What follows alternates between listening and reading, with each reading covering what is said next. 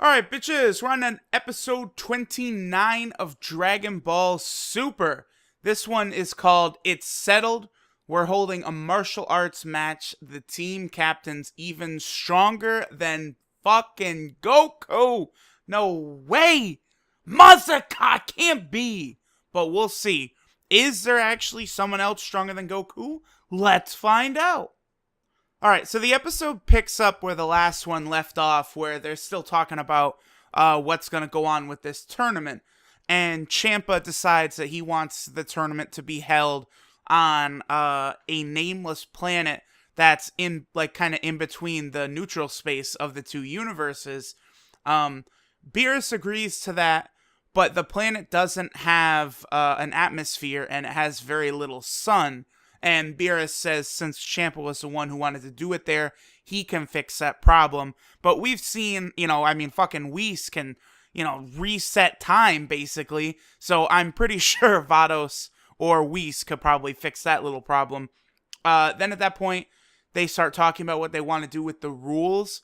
And Goku and Vegeta kind of suggest that they follow the format of the, the Budokai Tenkaichi, which is just the world tournaments that have happened mainly in Dragon Ball, but a couple times in Dragon Ball Z as well.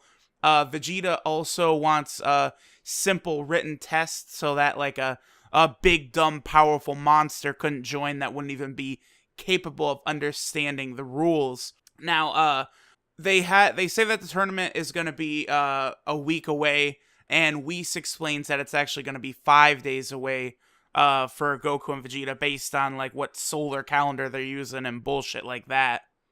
As Champa goes to leave, he tosses Goku one of those eggs they were eating in the last episode, and because Goku and Vegeta still have, those big suits on, Goku struggles to catch it, and you almost see kind of like, the anime, like a little smirk on Champa's face, and then after Champa and Vados leave, Vados is kind of suggesting, like, isn't this a terrible idea? What if you lose and you lose all of the Super Dragon Balls? And Champa kind of laughs and says, did you see that guy's movements? If we're only fighting fighters of that level, this won't be hard at all. So clearly, there's going to be a situation where Champa was confused about what was going on with Goku and Vegeta. And obviously, they're going to be, way quicker and smoother with their movements once they don't have these big fucking suits on.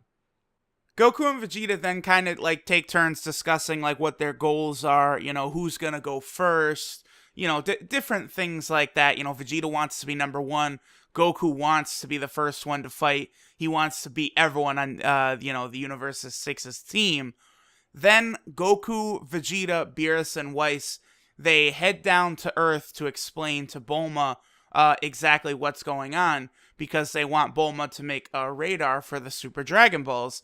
Now, Bulma said she could do that, but she suggests that they just gather the Earth Dragon Balls and have Shenron find it for them, which everyone agrees with. And Beerus kind of like, says something like, oh, that's a good idea for like an old woman like you, or, just some shit along those lines. And Bulma smacks him, and then Beerus, like, you see like he goes in like his weird anime pose of getting hit, but then he recovers and he says, well, you came up with such a good idea, so I'll let it slide this time. So clearly, Beerus is actually really starting to like Goku, Vegeta, and a bunch of the Earthlings, and then along with all the great food they give him, it does seem as though Beerus, is becoming their friend more so than just, using them for what they're worth. At this point, Beerus tells Vegeta to fuck off and go find the Dragon Balls, so he quickly flies off to go do that. Then it goes over to Vados and Champa, and we see them arrive on the nameless planet, and they have the Super Dragon Balls with them as well, which you see are clearly planet-sized. Vados does a whole bunch of things like, giving atmosphere to this little arena she makes. She actually creates an arena, stands, food stands, all type of stuff, preparing for the tournament. Then it cuts back to Earth, and we see Vegeta has gathered all of the Dragon Balls, and they summon Shenron. Now, the fact that they're summoning Shenron here, this is showing us that it's been a full year at least since Frieza was resurrected, right? Because both wishes were used, so that means it's been a full year. How long did Frieza spend before he attacked Earth? It was like a month, right? So, it has been a significant amount of time since the Resurrection Frieza arc, concluded. So this is an interesting little like show of that. Now, they asked Shenron to find the Super Dragon Balls, and Shenron says he's not able to because of how vast the universe is. And so Bulma, goes off to create the Super Dragon Radar.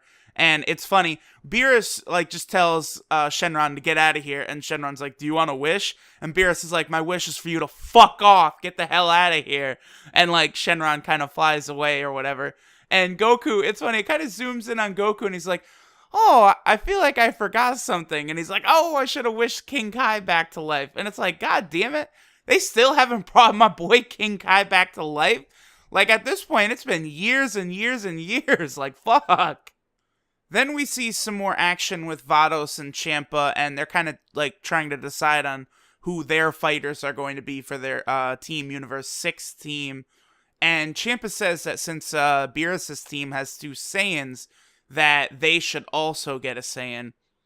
Then it cuts back to Earth, where Whis and Beerus, they start to talk about their team as well.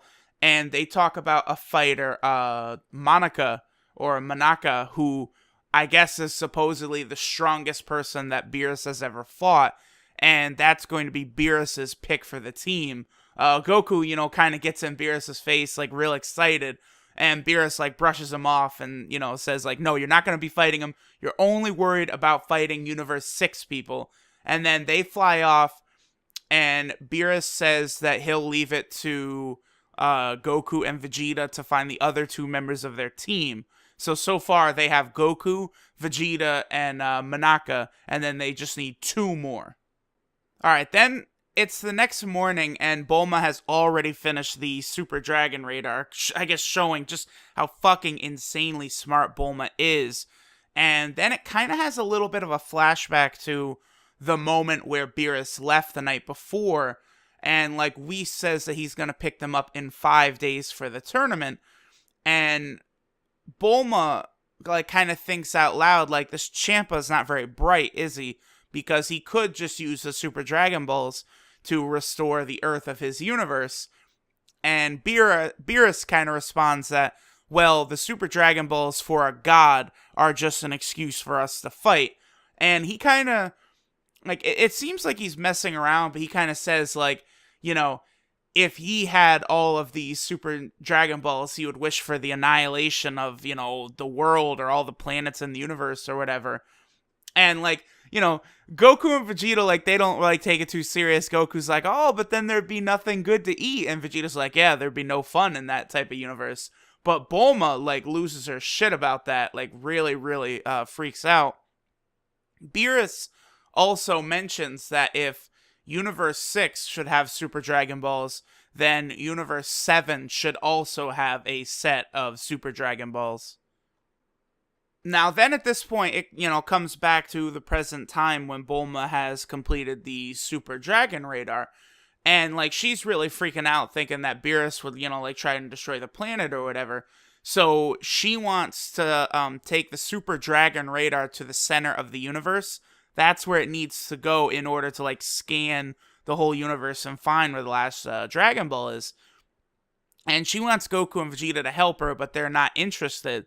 So this, I think, was a little weird. I don't like this. So Bulma picks up her phone, calls someone, the person answers and she goes, oh, hey, sister. And it's just revealed, oh, hey, look, here's Bulma's sister, Tights is her name. And it's like, whoa, time out. You can't just all of a sudden say Bulma has a sister now. Fucking 550 episodes into the Dragon Ball canon, we're gonna say now she has a sister? Really?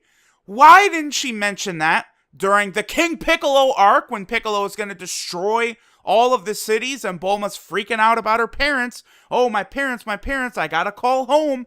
Didn't mention a sister then. Or, oh, I don't know. How about when Majin Buu was blowing up all the cities of the world, and Bulma says, I need to get my parents up here. Never fucking mentions a sister. Like, I don't like that they're doing stuff like this. They're making these, like, subtle changes, but they're not really explaining them really well. I'm not very pleased with this shit. But anyway, Bulma and Tights apparently both know who Jaco is. And Jaco, I guess, got a new spaceship from the successful mission to, defeat Frieza or whatever. And Bulma has Jaco, come to Earth, and I guess she's probably going to use his spaceship to actually get to the center of the universe. And then in the preview for the next episode, we see a bunch of the other characters. We see Krillin, we see Piccolo, Gohan, Goten, and Trunks. So it looks like on the next time they're going to be trying to figure out, just exactly, who's going to fill out the last couple roster spots for the team.